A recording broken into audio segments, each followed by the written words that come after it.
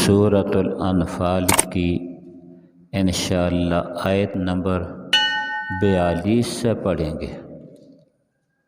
آیت نمبر 42 سے پڑھیں گے۔ الحمدللہ وحدہ الحمدللہ وحدہ والصلاة والسلام علی من لا نبی بعدہ اما بعد فاعوذ باللہ السمیع العلیم وبوجہہ الکریم وسلطانہ القدیم من الشیطان الرجیم بسم اللہ الرحمن الرحیم۔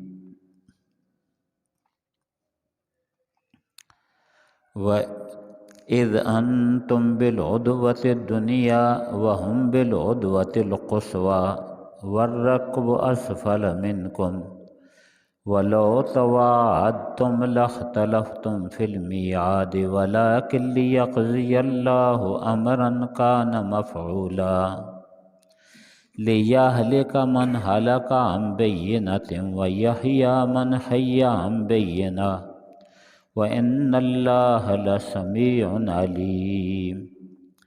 إِذْ يُرِيكَهُمُ اللَّهُ فِي مَنَامِكَ قَلِيلًا وَلَوْ أَرَاكَهُمْ كَثِيرًا لَفَشِلْتُمْ وَلَتَنَازَعْتُمْ فِي الْأَمْرِ وَلَكِنَّ اللَّهَ سَلَّمَ إِنَّهُ عَلِيمٌ بِذَاتِ الصُّدُورِ۔ وَإِذْ يُرِيكُمُوهُمْ إِذِ الْتَقَيْتُمْ فِي أَعْيُنِكُمْ قَلِيلًا وَيُقَلِّلُكُمْ فِي أَعْيُنِهِمْ لِيَقْضِيَ اللَّهُ أَمْرًا كَانَ مَفْعُولًا وَإِلَى اللَّهِ تُرْجَعُ الْأُمُورُ۔ صدق اللہ مولانا العظیم۔ اذ انتم بالعدوۃ الدنیا، جب کہ تم بالعدوۃ دنیا قریب والے کنارے پر تھے، وہم بالعدوۃ القصویٰ اور وہ کافر دور والے کنارے پر تھے، والرکب اسفل منکم اور قافلہ تم سے نیچے تھا، وَلَوْ تَوَاعَدْتُمْ لَاخْتَلَفْتُمْ فِي الْمِيعَادِ اور اگر تم آپس میں وعدہ کرتے، لَاخْتَلَفْتُمْ فِي الْمِيعَادِ البتہ اختلاف کرتے وعدے میں، وَلَكِنْ لِيَقْضِيَ اللَّهُ أَمْرًا كَانَ مَفْعُولًا لیکن تاکہ پورا کر دے اللہ تعالیٰ اس کام کو کان مفعولا جو اللہ کے یہاں ہو چکا تھا، لِيَهْلِكَ مَنْ هَلَكَ عَنْ بَيِّنَةٍ تاکہ مارے ہلاک کرے جو دلائل سے مر گئے، وَيَحْيَىٰ مَنْ حَيَّ عَنْ بَيِّنَةٍ اور زندہ رکھے جو دلائل سے زندہ رہے، وَإِنَّ اللَّهَ لَسَمِيعٌ عَلِيمٌ اور بے شک اللہ تعالیٰ سننے والا ہے، جاننے والا۔ اذ یریکہم اللہ فی منامک قلیلا اور جب اللہ تعالیٰ نے وہ کافر دکھائے تجھ کو، فی منامک تیرے خواب میں، قلیلاً تھوڑے، وَلَوْ أَرَاكَهُمْ كَثِيرًا لَفَشِلْتُمْ اور اگر آپ کو وہ کافر زیادہ دکھاتا، لَفَشِلْتُمْ تم پھسل جاتے، وَلَتَنَازَعْتُمْ فِي الْأَمْرِ اور معاملے میں تم جھگڑا کرتے، وَلَكِنَّ اللَّهَ سَلَّمَ لیکن اللہ تعالیٰ نے ثابت رکھا، اِنَّهُ عَلِيمٌ بِذَاتِ الصُّدُورِ بے شک وہ جاننے والا ہے سینوں کی باتوں کو۔ وَإِذْ يُرِيكُمُوهُمْ إِذِ الْتَقَيْتُمْ فِي أَعْيُنِكُمْ قَلِيلًا اور جب اللہ تعالیٰ ان کافروں کو تھوڑا کر کے دکھا رہا تھا جب تمہارا آپس میں مقابلہ ہوا، وَيُقَلِّلُكُمْ فِي أَعْيُنِهِمْ، اور تمہیں تھوڑا کر کے دکھا رہا تھا ان کی آنکھوں میں، لِيَقْضِيَ اللَّهُ أَمْرًا كَانَ مَفْعُولًا، تاکہ اللہ تعالیٰ برابر کر دیں، پورا کر دیں اللہ تعالیٰ اس کام کو جو اللہ کے یہاں ہو چکا تھا۔ وَإِلَى اللَّهِ تُرْجَعُ الْأُمُورُ، اور اللہ تعالیٰ کی طرف لوٹائے جائیں گے تمام امور۔ آمنت باللہ وبآیاتہ،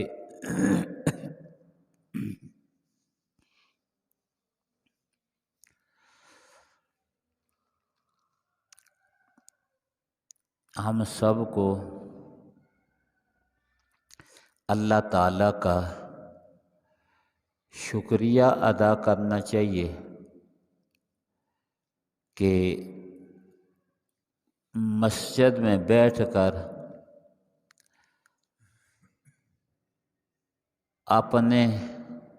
اپنی کتاب دیکھنے کا اور سننے کا موقع ملا۔ حدیث شریف میں آتا ہے کہ قرآن شریف کا ایک حرف پڑھنا یا ایک حرف سننا، اس پر اللہ تعالیٰ ہر حرف پر 10 نیکیاں عطا فرماتے ہیں۔ تو اب کتنے حروف ہم نے پڑھ لیے، دیکھ لیے، اللہ تعالیٰ سے دعا کرنی چاہیے کہ اللہ تعالیٰ اپنے دربار میں قبول فرمائے، اور جن نیکیوں کا وعدہ کیا ہے اللہ تعالیٰ وہ عطا فرمائے، جن نیکیوں کا وعدہ کیا ہے وہ اللہ تعالیٰ عطا فرمائے۔ سب کہہ دو آمین۔ کتنی آیتیں آپ نے پڑھی، اس میں کتنے حروف ہیں، اللہ تعالیٰ اپنے دربار میں قبول فرما کر پورا ثواب عطا فرمائے۔ بدر میں میدان جنگ کا نقشہ کھینچ کر اللہ تعالیٰ بیان فرما رہے ہیں کہ بدر میں، میدان بدر میں فوجیں، اسلامی فوج اور کافروں کی فوج، وہ کس کس مقام پر کھڑی تھی وہ نقشہ کھینچا۔ چونکہ کافر آئے تھے مکہ مکرمہ سے اور مسلمان گئے تھے مدینہ منورہ سے، تو ایک تو یہ کہ کافروں نے وہاں مکہ مکرمہ سے آ کر اچھی جگہ کا انتخاب کیا اپنے لیے، اور اسی طرف رہے کہ جس طرف مکہ مکرمہ ہے، اس میدان بدر کے اسی طرف رہے جس طرف مکہ مکرمہ ہے، اور مسلمان گئے تھے مدینہ منورہ سے، تو مسلمان اس طرف رہے کہ جو مدینہ منورہ کی طرف میدان کا قریب حصہ ہے۔ دنیا کا معنی ہوتا ہے قریب، دنیا کا، اس دنیا کو دنیا اس لیے کہتے ہیں کہ اس کا معنی ہوتا ہے قریب، اور دنیا کے مقابلہ میں ایک عقبہ ہے قیامت۔ عقبہ اس لیے کہتے ہیں کہ وہ دور ہے، تو یہاں بھی دنیا کا جو لفظ ہے وہ قریب کے معنی میں ہے، یہاں جو دنیا کا لفظ ہے وہ قریب کے معنی میں ہے۔ اور کس طرف قریب تھا، کس کے قریب تھا؟ تو جہاں مسلمان تھے وہ مدینہ منورہ کے قریب تھا، اور جہاں کافر تھے وہ مدینہ منورہ سے دور تھا۔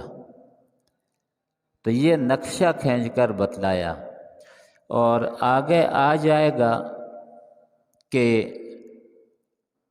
کافر پہلے وہاں پہنچے تھے تو جو اچھی جگہ تھی اس کا انتخاب کر لیا، اور مسلمانوں کے لیے وہ جگہ بچی، مدینے والی طرف وہ جگہ بچی جو ریت والی تھی، اور ریت والی جگہ میں پاؤں نہیں جمتے، اور لڑنے والوں کے لیے یہ ضروری ہوتا ہے کہ پاؤں پھسلے نہ، دوڑنا پڑتا ہے، حملہ کرنا پڑتا ہے، اور آگے بڑھنا پڑتا ہے، جنگ میں پیچھے ہٹنا پڑتا ہے۔ تو جہاں پاؤں نہ جمے، ریت ہے، پاؤں نہیں جمتے، تو وہاں آدمی نہ چل سکتا ہے، نہ بھاگ سکتا ہے، نہ آگے کو دوڑ سکتا ہے، نہ پیچھے کو۔ اس کا ذکر آگے آ جائے گا۔ تو اللہ تعالیٰ نے فرمایا اذ انتم بالعدوۃ الدنیا، اے مسلمانوں جب کہ تم اس کنارے پر تھے، قریب والے کنارے پر تھے اس میدان بدر کے، وہم اور وہ کافر بالعدوۃ القصویٰ دور والے کنارے پر تھے، یعنی جو مدینہ منورہ سے دور کنارہ ہے اس پر تھے۔ والرکب اسفل منکم، اور قافلہ تمہارے نیچے تھا، یعنی بدر میں دونوں فوجیں اپنے آمنے سامنے تھی، اور جس قافلے کو پکڑنے کے لیے مسلمان نکلے تھے وہ سمندر کے ساتھ ساتھ آگے بڑھ رہا تھا، مکہ مکرمہ کی طرف جا رہا تھا۔ تو اسفل کہتے ہیں نیچے والی جگہ کو، اسفل کہتے ہیں نیچے والی جگہ کو، اور ہمیشہ دوسری جگہ کے مقابلہ میں سمندر کا جو ساحل ہوتا ہے وہ نیچے ہوتا ہے، کیونکہ اوپر سے ہمیشہ بارشوں میں باقی اس میں مٹی وغیرہ ریت وغیرہ گرتے گرتے وہ طرف نیچے ہو جاتا ہے جو سمندر کے قریب ہو۔ اب آپ یہاں مانسہرہ میں اوپر والی طرف ہیں اور سمندر آپ سے نیچے والی طرف ہے، تو آپ کے یہاں سے جو پانی گزرتا ہے سیلابوں میں آپ نے اندازہ لگایا ہوگا کہ یہاں سے پانی سارا نیچے والی طرف جاتا ہے، پنجاب سے گزر کر سندھ سے گزر کر وہ سمندر میں جا گرتا ہے۔ کیوں کہ وہ نیچے والا طرف ہے اور تم کیا ہے اوپر والی طرف میں ہو۔ اسی طرح جو لوگ پہاڑ کے دامن میں ہیں، وہ آپ سے اوپر والی طرف ہیں، آپ ان سے نیچے والی طرف ہو، اور آگے جو دریائے سرن بہہ رہا ہے وہ آپ سے بھی نیچے والی طرف ہے، آپ سے جو پانی گرتا ہے اس طرف جاتا ہے تو وہ نیچے والے طرف۔ تو وہاں قافلہ جو تھا، ابو سفیان بڑا سمجھدار تھا، تو اس نے قافلہ کو جو عام راستہ تھا اس راستے سے ہٹا کر سمندر کے ساتھ ساتھ اس قافلے کو مکہ مکرمہ کی طرف چلانا شروع کر دیا، اور تھوڑے ہی فاصلے پر بدر سے تھوڑے ہی فاصلے پر سمندر ہے۔ ایک بندرگاہ ہے آج کل سعودی عرب کی جس کو یمبو کہتے ہیں، وہ یمبو جو ہے بدر سے بالکل قریب ہے، اور قافلہ وہاں سے گزر رہا تھا۔ اللہ تعالیٰ ارشاد فرماتے ہیں کہ تمہیں ادھر سے مکہ مکرمہ سے ان کو لائے اور ادھر مدینہ منورہ سے تم کو لائے، اور یہاں آپس میں ٹکرا دیا۔ تم قافلے کے لیے نکلے، تم قافلے کو پکڑنے کے لیے نکلے، اور مشرکین کافر جو ہیں اسی قافلے کو بچانے کے لیے نکلے۔ قافلہ ایک طرف سے نکل گیا اور تمہارا آپس میں ٹکراؤ ہو گیا۔ اللہ تعالیٰ فرماتے ہیں وَلَوْ تَوَاعَدْتُمْ لَاخْتَلَفْتُمْ فِي الْمِيعَادِ، اگر ایک دوسرے کے ساتھ تم یہ وعدہ کرتے کہ فلاں وقت لڑائی ہوگی ہماری اور تمہاری، تو لختلفتم فی المیعاد فرمایا کہ تم اس وعدے کی جگہ اور وعدے کے وقت میں تم اختلاف کرتے، تم نہ پہنچ سکتے، نہ وہ پہنچ سکتے نہ تم پہنچ سکتے۔ یہ تو اللہ تعالیٰ ہے جو علیم بذات الصدور ہے، یہ اللہ فرما رہا ہے جو علیم بذات الصدور ہے۔ وَلَوْ تَوَاعَدْتُمْ، اور اگر تم ایک دوسرے کے ساتھ وعدہ کرتے، لَاخْتَلَفْتُمْ فِي الْمِيعَادِ، البتہ اس وعدے کی جگہ اور وقت میں اختلاف کرتے۔ وَلَٰكِن لِيَقْضِيَ اللَّهُ أَمْرًا كَانَ مَفْعُولًا، لیکن اللہ تعالیٰ یہ چاہتے تھے کہ پورا کر دیں اس معاملے کو جو اللہ کے یہاں پہلے ہو چکا تھا، جو اللہ کے یہاں پہلے اللہ کے علم میں پہلے ہی ہو چکا تھا، اس کو اللہ تعالیٰ نے اب پورا کیا۔ وہ کیا تھا؟ وہ یہ تھا لِيَهْلِكَ مَنْ هَلَكَ عَنْ بَيِّنَةٍ، تاکہ ہلاک کرے اللہ تعالیٰ ان لوگوں کو جو دلائل کی دنیا میں پہلے ہی مر چکے ہیں، جو دلائل کی دنیا میں توحید پر دلائل موجود ہیں اور ان کے پاس دلائل نہیں تھے، دلائل کی دنیا میں وہ پہلے ہی مر چکے تھے، ضد پہ اڑے ہوئے تھے۔ فرمایا تاکہ اللہ تعالیٰ ان کو ظاہر میں بھی مار دے جو دلائل میں مر چکے ہیں۔ وَيَحْيَا مَنْ حَيَّ عَنْ بَيِّنَةٍ، اور ان کو زندہ رکھے جو دلائل کی دنیا میں زندہ ہیں، یعنی مسلمان۔ وَإِنَّ اللَّهَ لَسَمِيعٌ عَلِيمٌ، اور بے شک اللہ تعالیٰ سننے والے ہیں، جاننے والے۔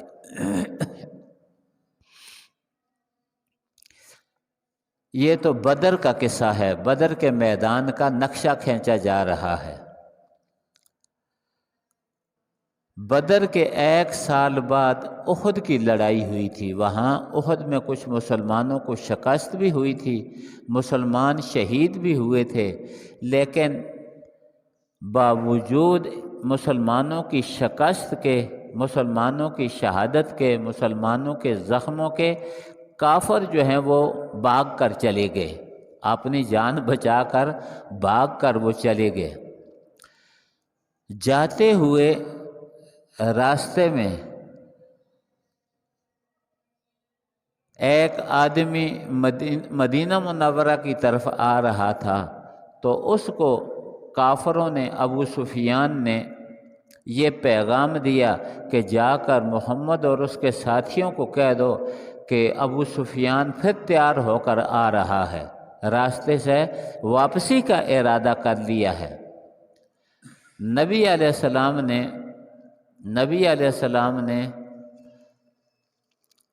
جتنے مسلمان زخمی تھے، اس لڑائی میں شریک تھے، ان سے یہ فرما دیا کہ تم تیار ہو جاؤ، زخموں کی حالت میں بھی تیار ہو جاؤ، اور کوئی بھی ساتھ نہ جائے، یہی جائیں۔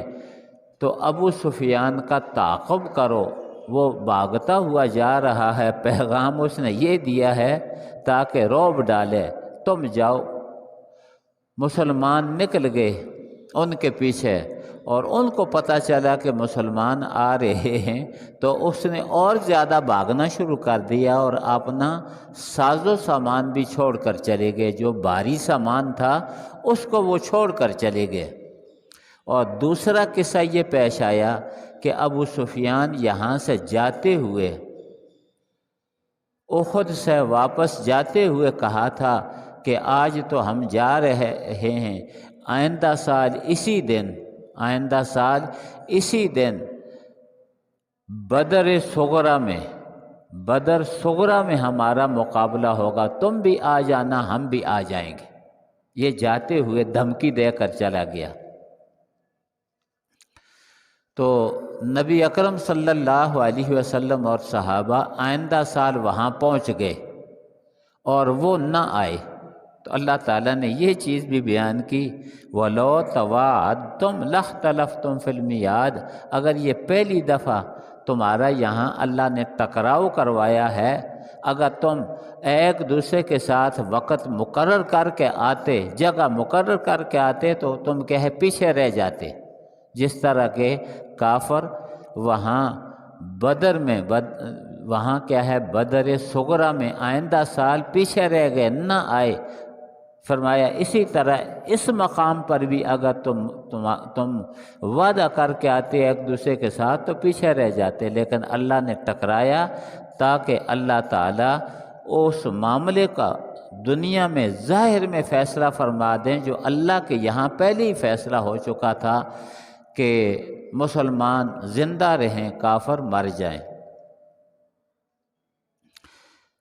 ایک تو یہ نقشہ تھا میدان بدر کا، دوسرا یہ کہ وہاں ایسے کچھ واقعات اللہ تعالیٰ کی تقدیر کے کڑیاں ہیں، عام لوگوں کو پتہ نہیں چلتا، اللہ اور اللہ کے رسول کو معلوم ہوتا ہے۔ ایک یہ قصہ پیش آیا کہ نبی اکرم صلی اللہ علیہ وسلم نے خواب دیکھا، کافروں کی تعداد 1000 سے زیادہ تھی۔ نبی علیہ السلام نے خواب دیکھا اور خواب میں اللہ تعالیٰ نے ان لوگوں کو نبی علیہ السلام کی ذات کو تھوڑا کر کے دکھایا، تھے زیادہ۔ نبی علیہ السلام نے جب خواب دیکھا تو خواب میں وہ تھوڑے نظر آئے۔